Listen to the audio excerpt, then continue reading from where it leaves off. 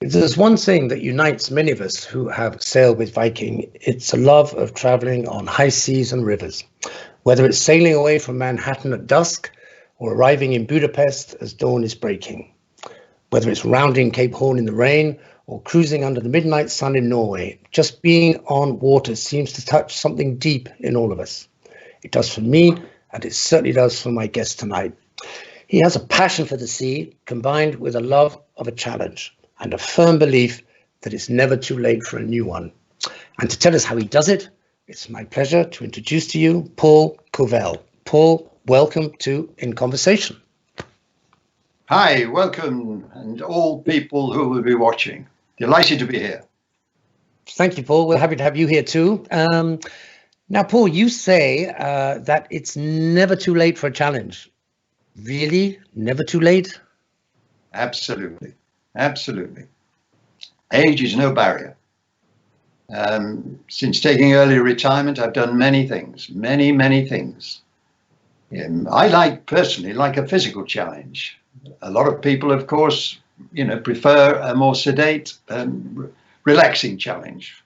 Maybe writing a book or doing singing, dancing, whatever. But I like a physical challenge, something I can get my teeth into.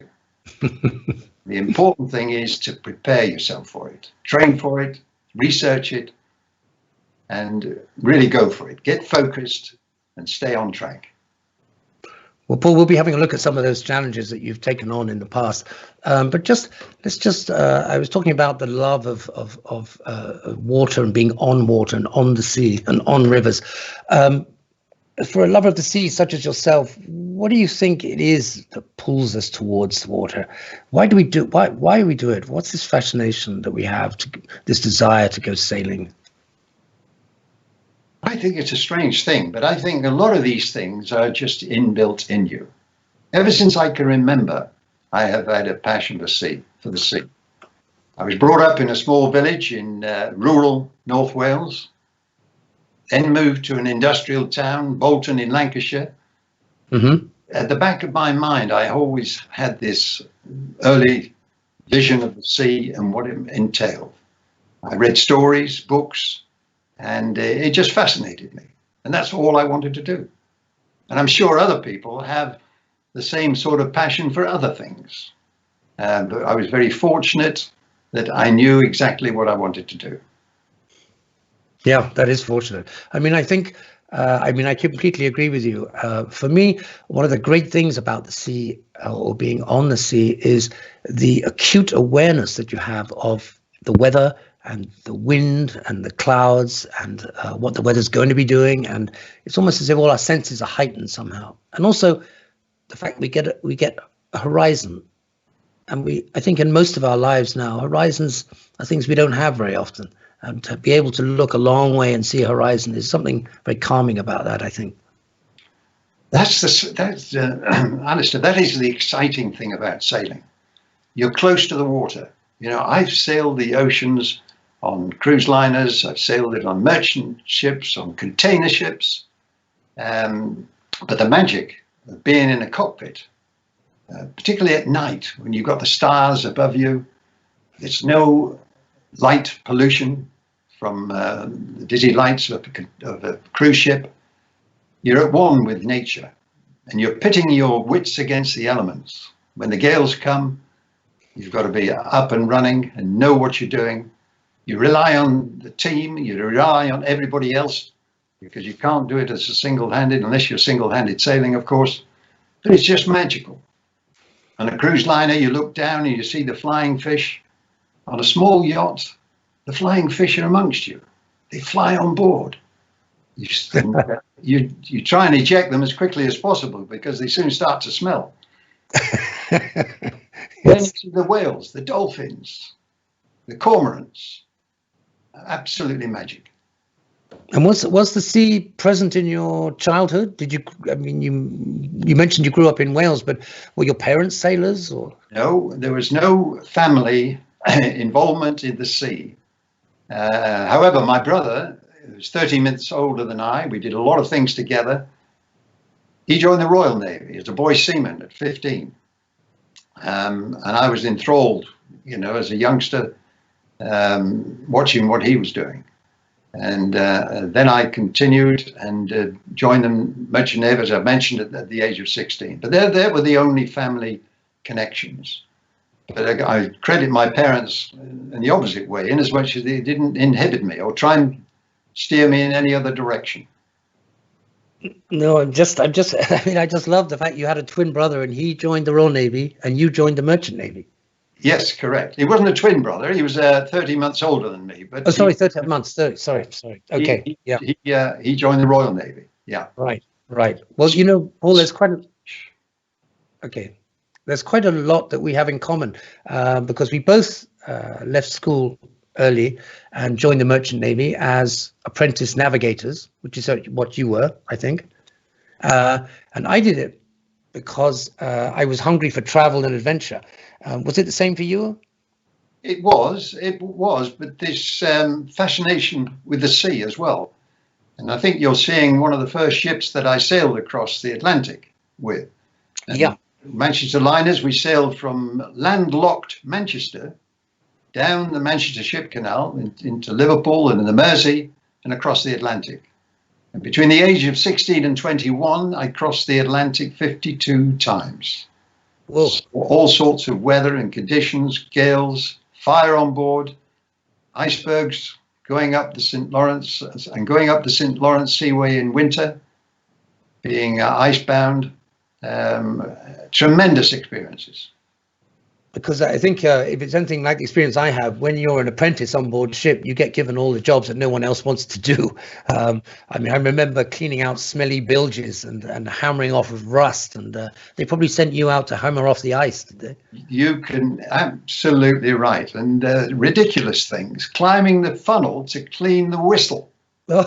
I mean, what the hell do you want to do that for? And standing on the wing of the bridge, at night with a howling gale. Nowadays, of course, everybody's protected inside the wheelhouse.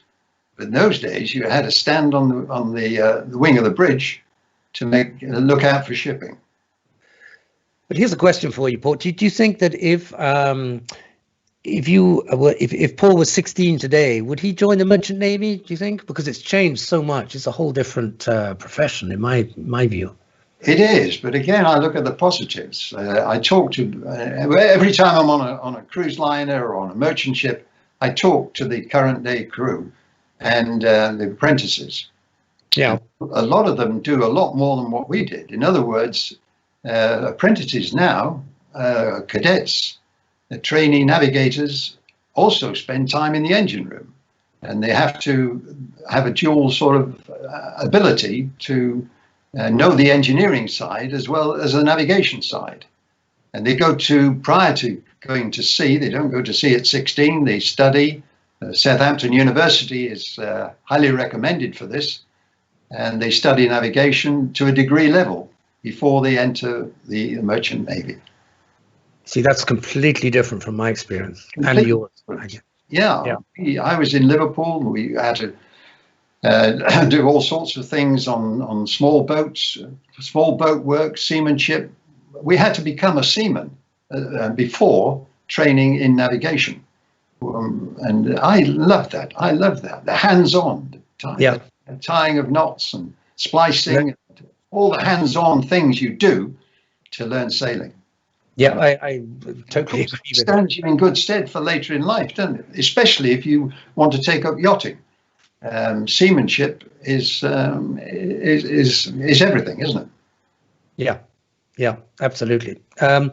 Paul, so you didn't carry on and make a life career in the Merchant Navy. So why was that? Why did you leave?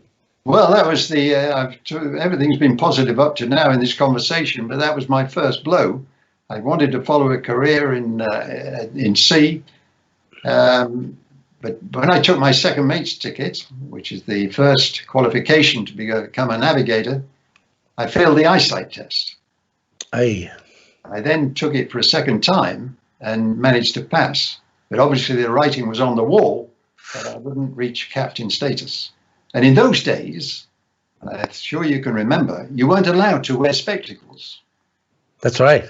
Nowadays, of course, you can wear spectacles because the whole bridge is enclosed, and you don't have to stand on the wing of the bridge with the waves lashing over your head and being able, and the spray getting onto your glasses.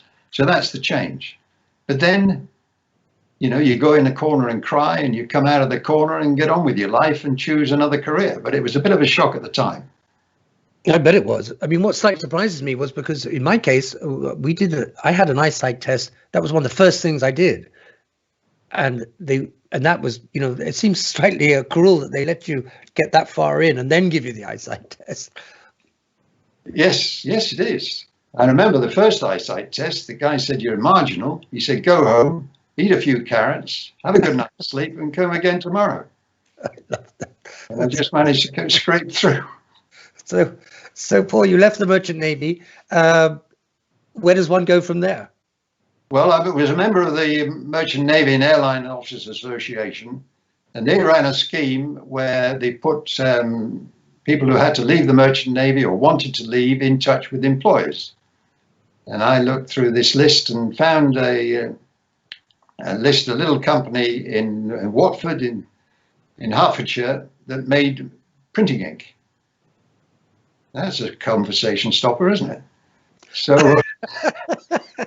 So I joined the printing ink industry, and I've had a fabulous time working my way up from a laboratory technician through to a product manager, general manager of a branch in Leeds, and then sales director, and finally finishing up as a marketing director of Sun Chemical, a well-known international printing ink company with headquarters in the USA. Fabulous career. Traveled all over the world with it, Japan, America, of course, and most places in Europe. Oh, you slightly reassured me, because I had done my research and I knew that you were working for a printing ink company, and the first thought that came into my head was, well, as a young boy, he crossed the Atlantic 52 times and then went to work in a printing ink company. I mean, how does that work? I mean, where would be the excitement? But you've kind of answered that now by telling me you traveled a lot. Yes, if you work at something, you apply yourself, you have goals, then it's amazing what you can achieve. Well, as I said in my introduction, you love a challenge, Paul. So this is where we press the fast forward on your life, and we go through the printing ink industry to the year 2000. And this is where we find you age 61, signing up for what is usually referred to as the world's toughest yacht race. So how did that come about? And I think for those that don't know, you should describe to us what kind of race it is. Well, that came about, my son, Mark, knew my passion for the sea, and he rang me one night and said, did you watch the television last night? I said, no. He said, well, Sir Che Blythe was telling the audience that he was going to launch a race around the world for volunteers. There'd be 14 to 18 volunteers and one professional skipper. Now that excited me. That was in 1992. That excited me. So I applied, but even though I applied 2 or 3 days later, having talked it over with the family, the positions were filled. So I had to wait 2 races later before I had an interview with Sir Che Blythe at the Royal Racing Club in London. Mm-hmm. And I sent him a photograph that I'd taken 15 years before. And he looked at it and he said, who's this? I said, that's me. He then said, well, he looked through my application. He said, well, you can't go. I said, what do you mean I can't go? I've set my heart on this. He said, you'll be over the age limit. I said, yeah, but listen, I'm not over the age limit at the moment, and I'm applying for the task. He said, you cheeky monkey. He said, well, I'll think about it, and I'll make it. He'd just been knighted at that time. He said, I'll make a cup of coffee. He said, yeah. Have you ever had a cup of coffee made by the knight of a realm? I said, no, not really. So we had a coffee, and then he stood up and he said, well, that's it. I said, what do you mean that's it? He said, well, I signed a bit of paper. What more do you want? You better go away and start training. Great experience, great man. Sir Che Bly was the first man to sail around the world non-stop. In 1971, the wrong way round. Mm-hmm. The wrong way round being against the prevailing winds and currents. Which is the race that you were the race that you were signed up for was going to do the same thing. Absolutely. Yeah. And so we're just, I mean, the race itself, the idea is that all the boats are the same. Exactly the same, identical. So all made of steel, 74 feet long, all made of steel, capable of pounding into the Southern Ocean. So the only thing that separated us was the ability of the crew. We had a tremendous crew. We were gung-ho. We had 3 objectives: to sail as well as we could, stay safe, and enjoy ourselves. And we did just that. How competitive was it? We were very competitive. The whole race was very competitive. Right. And because we were identical, so the only thing that separated us. And, you know, doing a race like that, you experience the highs and lows of life, you know, to a higher degree. Just imagine the adrenaline rush. We arrived in Boston after the first leg from Southampton, 18 days rough sailing. We were ahead of the fleet, and we won that leg. Wow. Absolutely incredible. Lovely, lovely feeling. Yeah, I can imagine. I know, Paul, this is a good moment to, we have a little clip of a video which wasn't taken on the actual boat that you were on, but you were on the similar boat in the same race, in the same sea conditions, and it's pretty dramatic. Have a look at this.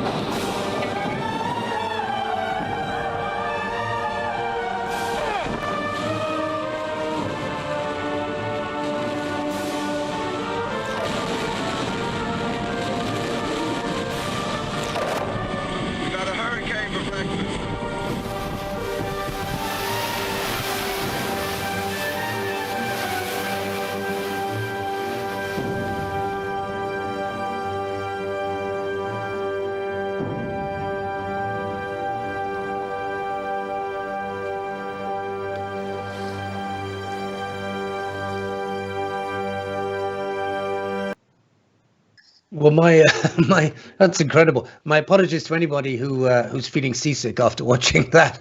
I mean, I've sailed a lot in my life, but that really scares me watching that. In fact, I would suggest that anybody who's thinking of buying a boat should have to watch that little clip of video first, because there's no doubt that the sea can be your friend, but it can be your enemy as well. And that's a pretty scary piece of film footage. Paul, it was a race, so I'm guessing you weren't just sitting around with a gin and tonic in your hand watching the sunset. What was a typical? Just talk us through a typical day on board. Well, a typical day on board, we had on a watch system. You spent 12 hours sailing the boat and 12 hours off. We did 4 on, 4 off in the night, and 6 on and 6 off during the day. So, typical example, you would come on watch at 4 o'clock in the morning till 8 o'clock in the morning. Yeah. 7 on each watch. And 2 Right. would be assigned to clean the boat throughout during the day. Typical thing, I remember one incident where at 4 o'clock in the morning, we used to have pancakes for breakfast every 7 days. And from 4 o'clock, if you were on the 4 o'clock watch, you were looking forward for those 4 hours to those pancakes at 8 o'clock. And I remember coming down for my pancakes with the watch, and the guy behind the galley saying, "I'm sorry, I couldn't make pancakes. It was too rough." And one of the guys in our watch stood up, and they nearly came to blows. We had to separate them. "What do you mean you couldn't make the pancakes?" And there were so many incidences like that. And because I know from experience that food on a boat is really important. it's incredible, and people will maybe understand is when you get the waft of baking bread coming up through the gangway when you're on watch. You're wet, you're tired, you're exhausted. It's amazing. It's the same with fresh coffee. We very rarely had fresh coffee, but now and again, and the waft of those. And a lot of the conversation on watch was about what you were going to eat when you got ashore. And just tell me, we were on freeze-dried food right from day one, which is very high in calories, but sometimes is a combination between wet cement and semolina. We did have now and again boil in the bag, which was very nutritious and very enjoyable. I bet when you arrived at your first the destination at the end of the leg you were on, your first thing was to go ashore and have a huge meal, wasn't it? Go ashore, just a simple cheese and tomato sandwich with fresh bread. Oh, it's gorgeous. And a shower, of course. Unbelievable. We did have showers on board, but not very frequently, especially in the Southern Ocean. But what was very, very handy was these baby wipes, which you just wash the salt water off your face. Absolutely incredible. They're far too good for babies. Unbelievable. Yeah, they're wasted on babies.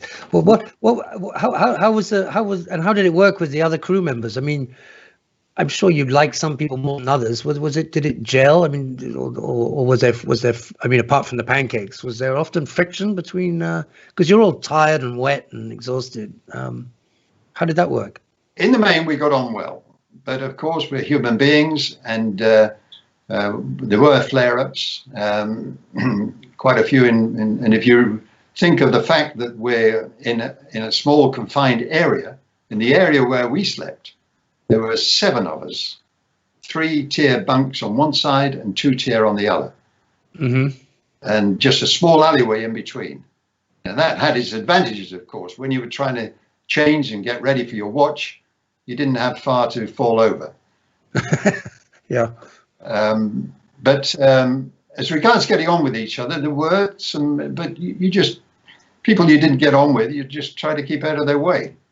But in the main, we got on really well, and there was some great conversations. We had some great characters on board, and whatever you do in life, whether it's cruising on Viking cruises, a lot of the contentment, the pleasure is the people you meet along the way.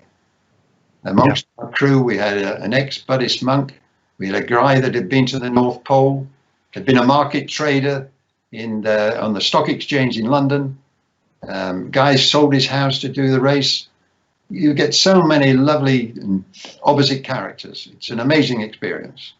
Was that because I just want to get to the kernel of this. Was the pleasure for you that meeting these people? I mean, you could have taken you could have chartered your own boat and sailed comfortably across the Atlantic, or wherever. But you choose it. I don't quite see where the fun is in this racing game. I mean, because you're constantly working, trimming sails or keeping watch or on the helm. What's the actual? Where's the enjoyment? Or sell it to me. It's like banging your head against a brick wall. It's nice when it stops. I think it's seriously. I think it's the achievement you feel at the end. you're totally exhausted, but it's a lovely feeling of exhaustion because you achieve something that you set out to achieve. And if I remind you, I had 4 years training to do this. And 4 years of sailing. We had to do an international race before we actually did the race, and we raced around the Fastnet Rock, which is a small lighthouse on Southern Ireland, Hampton. And 20% of the volunteers that signed up for this, withdrew. It's not for the faint-hearted, as you can imagine. In training, we was put in a lifeboat and in full sailing gear, and the lifeboat was overturned, and we had to crawl out. So we were well prepared. We went on firefighting courses, and as I said, we all had a specific job to do. Mine was to look after the sails. So when the sails blew out, we had to stitch them up, and I had to organize that. Sometimes it took 3 days to repair a spinnaker. Spinnaker is a large booming sail that goes out in front of the yacht. But when you succeed and achieve and get to your goals, it's tremendous. And when the race was over, I mean, it must have been a hell of a come down. It certainly is. I'll tell you. Tell me about it. That's why I went on to do these other challenges, because when you get back and you do a bit of decorating and do the ironing and cleaning the toilets and all that sort of thing, you still have this urge for adventure. It's like a drug. You got this adrenaline, you're itching for another challenge. And that's when I decided I'd like to climb Kilimanjaro. Well, you've beautifully brought me on to my next subject, which was you climbing Kilimanjaro, aged 66, am I right? And the Kilimanjaro, if anybody doesn't know it, is a dormant volcano in Tanzania. It's the highest peak in Africa. It's almost 6,000 meters, which is roughly 20,000 feet. I just tell you, Paul, my brother in his 30s climbed Kilimanjaro, and he was a pretty fit guy, and he said it was the hardest thing he's ever done. He was exhausted. So I'm very impressed that you took on that challenge. Tell us about it. Well, tell us why Kilimanjaro. Well, I climbed Ben Nevis and Snowdon, the local mountains in the UK. I was keen on walking, keen on keeping fit. I trained for it. I was walking around the local area where I lived with packs of potatoes and weights in my backpack to train, did weightlifting, did all sorts of things to get fit. So I was prepared for it, except the fact that I didn't realize my arteries were getting a little blocked up. I didn't know that. So I'm not surprised on the last night to climb to the top of Kilimanjaro. Generally you start at midnight with head torches, and you climb through the night, and you're literally just placing one foot into the other, in front of the other. And that was, as you've just indicated, one of the hardest things that I've ever done, especially in my condition, which I didn't realize at the time. But again, the sense of achievement when you've done it, not when you've done it, but when you get back down and can breathe again, you think, well, I set out to do it and I've done it. Absolutely amazing. Well, congratulations on having done that. I'm not sure I'd have the courage to do that, because it is quite a mountain. Your viewers, it's important to know, it's a walk rather than a climb, rather than pickaxes and ice picks and that sort of thing. Although at times you're climbing with your hands and over boulders and that sort of thing. But it is a walk rather than climbing in the Alps or, the other peaks around the world. So you did Kilimanjaro, and then in spite of feeling it's 30,000 feet. It's more like 8,000 meters, Kilimanjaro. Oh, is it really? Okay, excuse me. But in spite of feeling breathless on the way up and not knowing that you weren't that far away from quite a serious medical situation. You then came back from Kilimanjaro and took yourself off on 8 days of tough, rigorous cycling. And then things did get serious. Yes, they did. I'd cycled quite a lot before. I cycled with my son from Land's End to John O'Groats. Oh, that's for if anybody doesn't know, just describe where Land's End to John O'Groats is. Land's End is at the tip of the UK, if you visualize the island, on the southwest, and John O'Groats is at the tip of Scotland. That's a long 1,000 miles. Whoa. I've also gone from the north tip of New Zealand to the south tip, cycling from 18 days cycling from Auckland onto the South Island to Christchurch, and then from Dunedin to Stewart Island in the south. So I was very keen on cycling. But on this occasion, 8 days, my good friend Richard Salt had organized the trip to New Zealand, and then he said, well, let's go along the Jurassic coast. He said, it'll only take 9 days. It was 20 days before I got back. Oof. We got to Taunton, finished the ride. It wasn't a race, it was a ride, the three of us. And I knew there was something wrong because the other two guys were always ahead of me on the hills. I struggled to get up to the hills. When I recovered at the top of the hills, I was okay. And I just put this down to, being slightly older than they are. Mm-hmm. But then I got pains in the chest at 3 o'clock in the guest house one morning. Went into their room. I was my turn to have a single room. I said, I'm going to drink 999. One guy said, well, get on with it then. And the other guy said, well, have you got any aspirins? And I said, no. And he said, the other Richard said, well, I've got these quarter of aspirins. He said, well, take 4 of these. And you never know, that could have saved my life. Yeah. Yeah, because it thins the blood. I rang 999. They asked me 3 questions. How old are you? Where are you? Have you any heart attacks in the family? I said, yes, my father died of a heart attack at 52. He said, we'll be down there in 5 minutes. And then he took off. And I'll always remember the surgeon who gave me an angiogram said, there's nothing I can do. Oh. You need an operation. I said, why? I've just cycled 350 miles. He said, well, you've got 4 main arteries to the heart. One is 80% blocked. Another one is 50% blocked, and the other 2 aren't so good either. So I had an operation, and I'm so lucky that I'm doing things now that I was doing before. I still feel so fortunate that so many people in life, have things that happen that are permanent. Yeah. After stitching me up, I got back into the swing of things. I mean, how was the rehabilitation from that? Paul? Rehabilitation.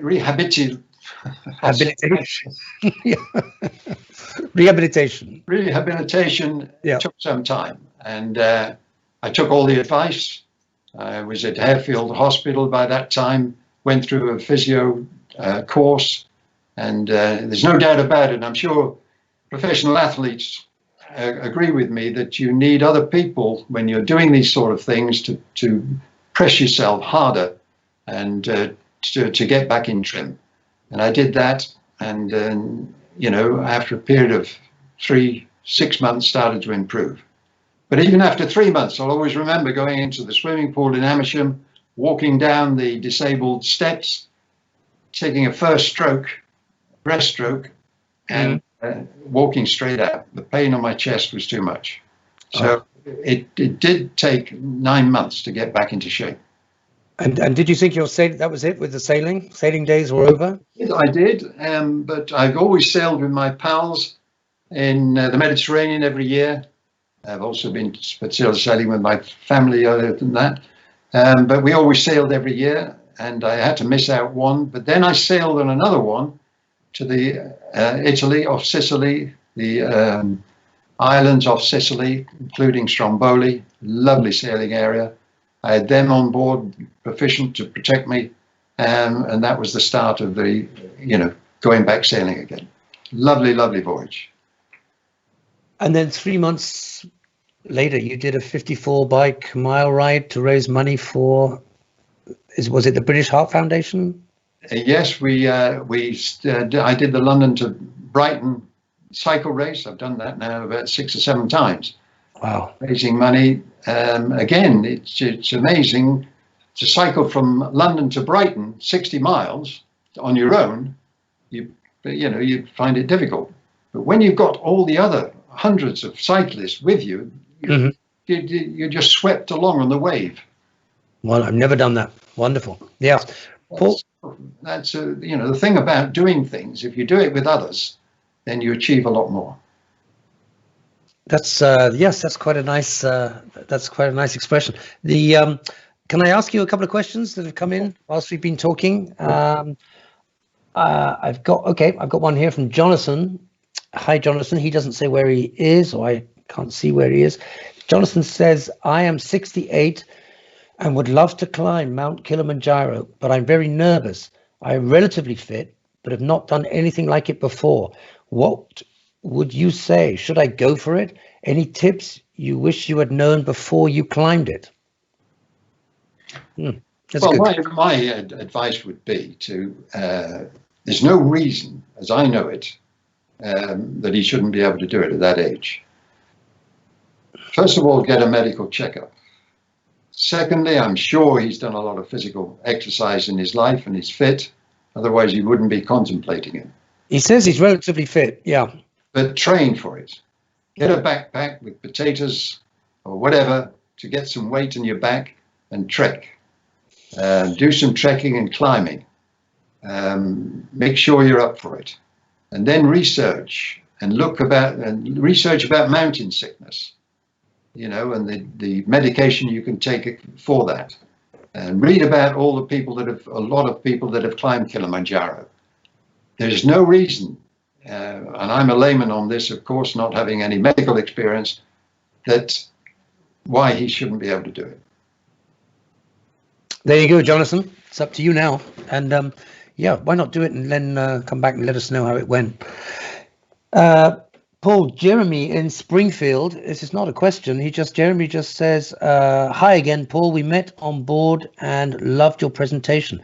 Thank you so much for sharing again. That's very nice. I got a question from Alex in Peterborough in the United Kingdom, who says, Paul, which challenges are still on your list? Do you have a bucket list? I do, and I should really talk about this with my family before I talk about it with you. No, talk about it with us first. We want the exclusive. You'll keep it quiet, will you? Just between us, okay. Yeah. There's only you and me here. Yeah. Can you tell us a little bit? I'd like to walk along the bottom of the Grand Canyon. That sounds like a fascinating thing to do. I'd like to explore Patagonia. Been to Buenos Aires and been to Argentina, of course, but I'd like to explore more of Patagonia. And I'm very happy to take on, a more simple challenge closer to home. Yeah. A lot of things I haven't done in the UK and Europe. So a lot of cycling, walking, anything that involves a physical challenge, then that's what I love. Well, Paul, you say that, but you're not afraid of a mental challenge either, because having climbed up Kilimanjaro at age 66, at the age of 73, you took yourself off to university and you did an MA in maritime history. So that's more of a mental challenge than a physical one. Very, very true. But I was interested in the sea and maritime history, as you know. And the interesting thing, what that brought about was because after sailing around the world, I was invited to do some lectures on a cruise line and about my experience, and did so, but then realized if I wanted to continue as a lecturer, I'd need to have some broader subjects. So interested in maritime history, I went to Greenwich and obtained an MBA in maritime history, and was fascinated with heroes like Nelson, particularly Captain Cook. And I followed Captain Cook, all around the world. I think he's an incredible explorer, seaman, and cartographer. And I would advise anybody, to pick a hero and follow their lives. It's really such a lot of fun. That's a lovely idea. I've been to New Zealand and been up to the Milford Sound and areas where he went, Dusky Sound, Doubtful Sound, which he named because he doubted whether he would be able to get out again. Been to Picton on the South Island, the head of the South Island of New Zealand, chartered a yacht and went to see Ship Cove in a small yacht where he went into many times when on his 3 voyages around the world. It's lovely to follow one of our national heroes. Yeah, and it takes you all kinds of places. I agree. All kinds of places. Yeah. Another question for you, Paul.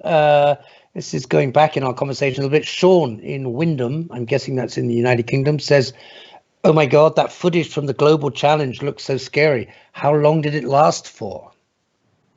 Well, sailing around Cape Horn, when incidentally we rounded Cape Horn, the first in the fleet, and we were allowed to, for the whole voyage, we had 1 bottle of wine between us. 18 crew, when we rounded Cape Horn, shared that bottle of wine. We had a little bit in the bottom of a plastic cup. It's incredible how that tasted. It was absolutely wonderful. It's just a symbolic. And then it was 3 weeks, 1 storm after another to reach Wellington. Wow. I remember 3 weeks. Whoa. I remember the night. A hurricane force on the Beaufort scale is force 10, 64 knots of wind. That's 72 miles an hour. And we had to get all sails down. A sudden storm blew up, lashed the main boom, the foot of the sail, onto the deck. And the wind at that speed, you can't hear the person standing next to you. Wow. You have to use hand signals. Now, train for it. By this time, we'd sailed 18,000 miles. So we trained. We were in top condition. So we could cope with it. But that was a night to remember. Well, fantastic. David in London is a nice question. Hi, David. Says, which famous ship from history would you most like to have sailed on? Oh, without a doubt. The Endeavour. Endeavour. Cook Endeavour. Yeah, I thought you might say that. I sailed on the replica, and there is the replica now is in Australia, and it sails around Australia, and that's my bucket list, to sail on the replica of the Endeavour. So there's another one for my bucket list. This is quite a list you've got. Yeah. I haven't spoken to my family and my partner. I mean, it's out there. Don't worry. I think I'm guessing that one of the things your partner loves about you is that you're not afraid of a challenge. So, good luck, good on you. So you did your MA, and then rather interestingly, in 2012, and I really like this, you volunteered to be a volunteer at the London Olympics. And you were in the stadium. What was that like? And actually, what I'd really like you to do is to tell me, because I love the Olympics, and when they're on, I watch. I'm watching it all day. But I've never ever been to see live athletics. So, what was it like being there in the stadium? Especially when I think you watched one race in particular that was pretty amazing. Absolutely. It was a very, very exciting time, and it was a lovely, just lovely atmosphere, welcoming these people from all over the world. Everybody was in a good mood. And I had the good fortune to be in the main stadium in London for the opening ceremony, which was a fantastic event. And I look forward to, some of these ceremonies getting back again after, when COVID-19 is all over, because they are splendid spectacles. And I was there for the 100-meter race. Oh. And the atmosphere before, there was noise, absolutely bedlam. People cheering and shouting and, music and so on. And as soon as they got in the starting blocks, there was a deathly hush. Wow. You could have dropped, you could have, hear a pin drop. Yeah. And off they went. And we will always remember, I will always remember Usain Bolt, the Jamaican, charismatic character, winning in 9.63 seconds. It was a magical moment. Seeing it on television is fine, but being there was something very, very special. Yeah, I can imagine. I imagine it's a much better experience. Even though you see more on TV, you don't get that incredible atmosphere. Yeah, quite. Paul, we're in a crazy time of pandemic right now, and knowing you, the little bit that I do from this evening's conversation, I'm sure you've been setting yourself challenges even in a lockdown situation. So what have you been up to? Oh, lots of things. I feel sorry for the people with this through this COVID-19 episode. They have been affected directly, of course, and those who have lost their jobs or been inhibited in one way or another, family-wise or whatever. I've been very, very fortunate. We were caught out, my partner and I were caught out in Egypt in March, just as the lockdown was starting. We were fortunate that EasyJet, the UK airline, rescue flight and got us home to the UK. I then went down to Cornwall, went into the local shop, got an Ordnance Survey map, looked at all the beautiful walks around the Cornwall, the Cornish coastal path, very famous, lovely walks, went inland, renovated a bicycle which was in my partner's Barbara cellar, did some cycling, did some reading, of course. And I mentioned earlier on, I like people, I like circulating with people, but it's good to be on your own, isn't it? Having a lovely walk on a sunny day or windy day, whatever. And you've got your own thoughts and plan for the future. So COVID-19 and lockdown has been kind to me, and I'm very, very lucky in that respect. Good. That's nice to hear. Nice to hear a positive note on a pandemic. That's great. Question from Laura in Australia. Isn't it nice though? The one thing I quite like about this is that people all around the world are sending in questions.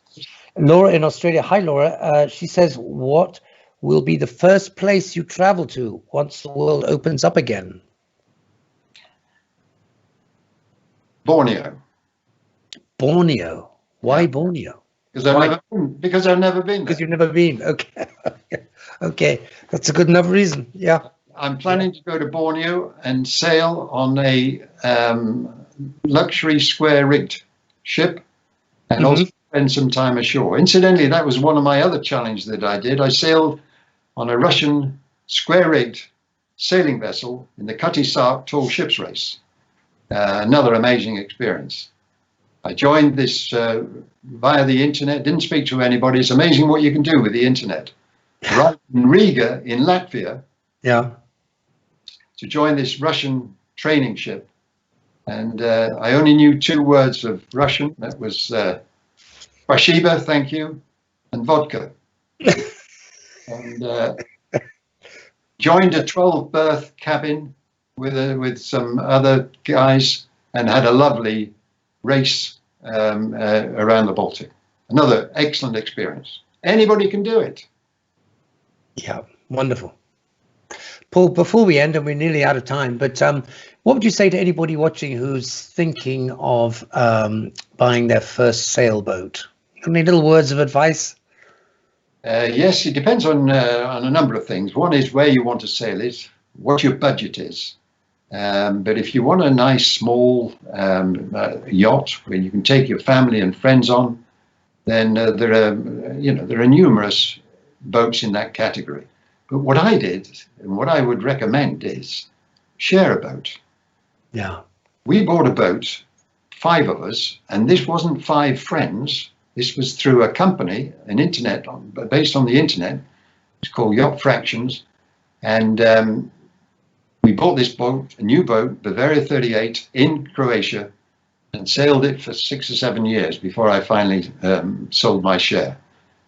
I believe that's a great way of getting into sailing. And be careful that you choose something that you want and test it, do some research, find out. You can get some really good second-hand sailing boats from various marinas around the country. Get it surveyed. Be careful it doesn't have osmosis and other nasty things like that. But that would be my advice. Good advice. Thank you, Paul. To Paul, thank you so much for taking the time to share with us some of the challenges that you've been involved with. You've done some fascinating exploits, and I think the power to inspire others is a great quality to have, and I'm sure you've done that to some of us tonight. So, not least of all me. So thank you so much for coming, and I hope we'll run into each other again on a high sea somewhere, sometime. Who knows? But until then, Paul, thank you so much. Thank you very much. I look forward to seeing some of the friends that I met on Viking cruises. Lovely people.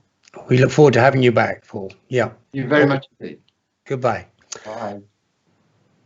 As Paul likes to say, it's never too late, but I'm afraid it is too late for this particular episode of In Conversation because I have my own challenge to deal with now, which is to barbecue a chicken. So with that thought in mind, and from me and the hardworking Viking TV team and the chicken, I wish you all goodbye.